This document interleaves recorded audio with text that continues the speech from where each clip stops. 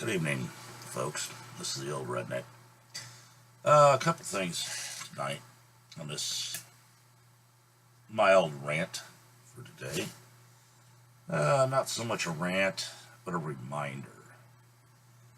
Come across a couple YouTube videos some people have posted on Google Plus, and I think they would deserve to be shared with all.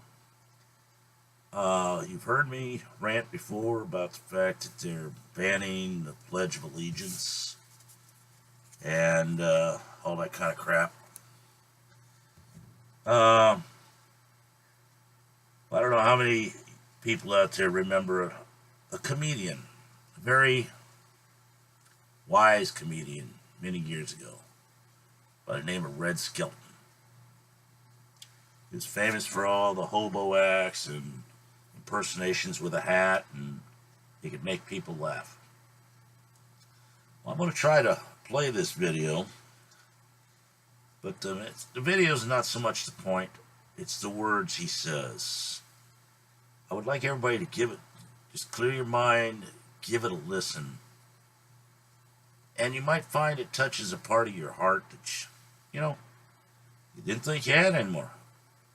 I mean, we all know I'm kind of patriotic, as people have told me excessively, but this means something to me. So I'm going to try to play it, and hopefully the speakers will pick it up, and we'll see how it goes. Then I have one from an old talk show host who first made the comments you're going to hear in 1965. Let's see if they fit today. Here's the first one I'm going to try. It's going to be Skelton.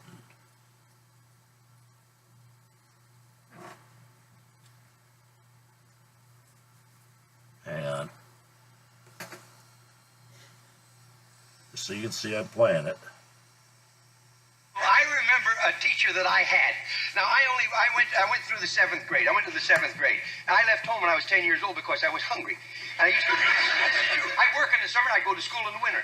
But I had this one teacher. He was the principal of the Harrison School in Vincennes, Indiana. To me, this was the greatest teacher, a real sage of my time, anyhow. He had such wisdom. And we were all reciting the Pledge of Allegiance one day. And he walked over, this little old teacher. Mr. Laswell was his name. Mr. Laswell, he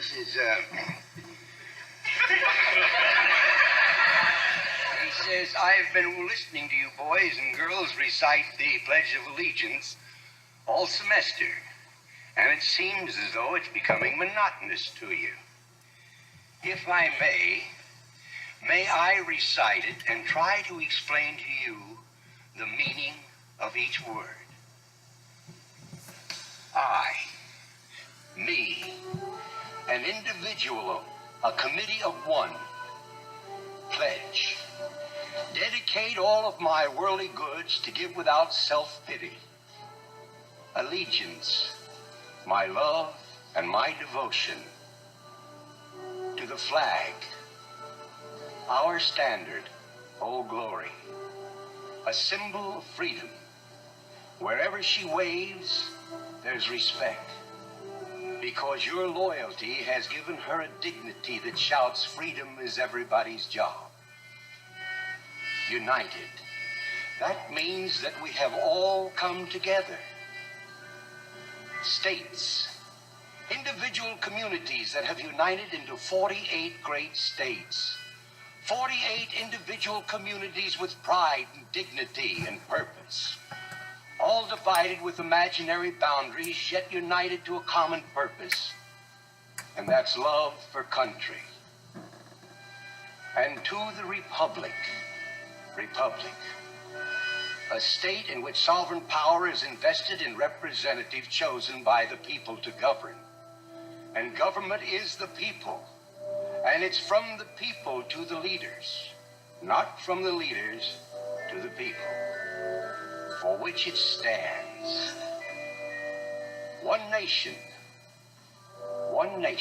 meaning so blessed by God, indivisible, incapable of being divided, with liberty, which is freedom, the right of power to live one's own life without threats, fear, or some sort of retaliation.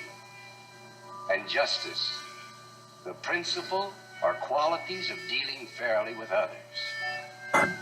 For all. For all. Which means, boys and girls, it's as much your country as it is mine. And now, boys and girls, let me hear you recite the Pledge of Allegiance. I pledge allegiance to the flag of the United States of America and to the republic for which it stands, one nation, indivisible, with liberty and justice for all.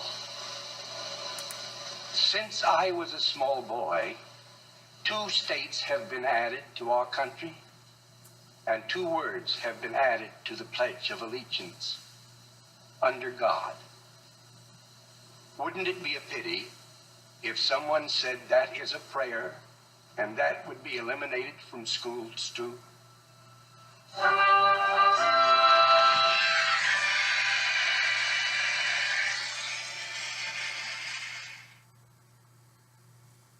Yeah, that was from the old Red Skelton show, old black and white. Very sage words from that gentleman. We've seemed to have forgotten a few things about the pledge, in my mind.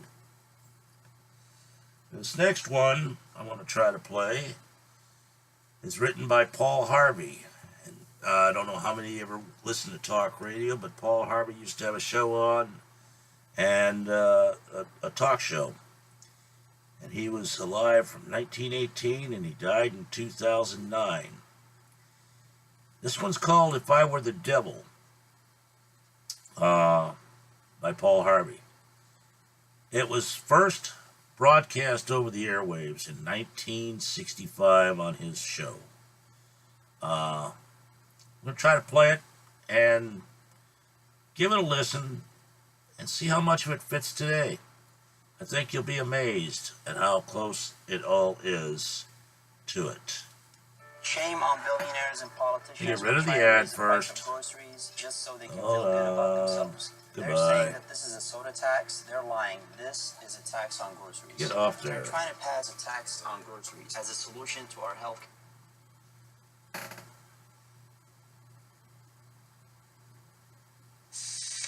If I were the devil. If I were the devil. If I were the prince of darkness, I'd want to engulf the whole world in darkness, and I'd have 1/3 of its real estate and 4/5 of its population, but I wouldn't be happy until I had seized the ripest apple on the tree. Thee. So I'd set about, however necessary, to take over the United States. I'd subvert the churches first. I'd begin with a campaign of whispers. With the wisdom of a serpent, I would whisper to you as I whispered to Eve. Do as you please. To the young, I would whisper that the Bible is a myth. I would convince them that man created God instead of the other way around. I would confide that what's bad is good and what's good is square. And the old, I would teach to pray after me, Our Father, which art in Washington. And then I'd get organized. I'd educate authors in how to make lurid literature exciting so that anything else would appear dull and uninteresting. I'd threaten TV with dirtier movies and vice versa. I'd peddle narcotics to whom I could. I'd sell alcohol to ladies and gentlemen of distinction. I'd tranquilize the rest with pills. If I were the devil, I'd soon have families at war with themselves, churches at war with themselves, and nations at war with themselves, until each in its turn was consumed. And with promises of higher ratings, I'd have mesmerizing media fanning the flames. If I were the devil, I would encourage schools to refine young intellects, but neglect to discipline emotions. Just let those run wild. Until before you knew it, you'd have to have drug-sniffing dogs and metal detectors at every schoolhouse door. Within a decade, I'd have prisons overflowing. I'd have judges promoting pornography.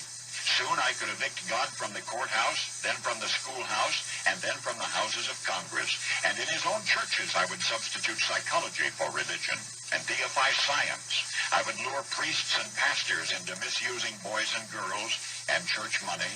If I were the devil, I'd make the symbol of Easter an egg and the symbol of Christmas a bottle. If I were the devil, I'd take from those who have and give to those who want it until I had killed the incentive of the ambitious. And what'll you bet? I couldn't get whole states to promote gambling as the way to get rich. I would caution against extremes in hard work, in patriotism, in moral conduct. I would convince the young that marriage is old-fashioned, that swinging is more fun, that what you see on TV is the way to be. And thus I could undress you in public, and I could lure you into bed with diseases for which there is no cure. In other words, if I were the devil, I'd just keep right on doing what he's doing. Paul Harvey. Good day.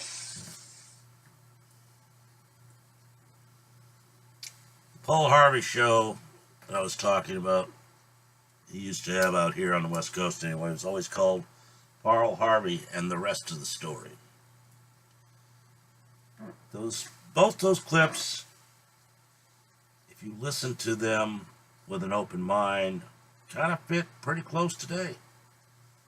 We've all lost our moral compass. In my mind, we're letting public opinion sway our moral attitude. I'm not going to preach to you. That's the church's job. I'm not a big church goer. I do believe in God. I just don't believe that we should be beating everybody up over it.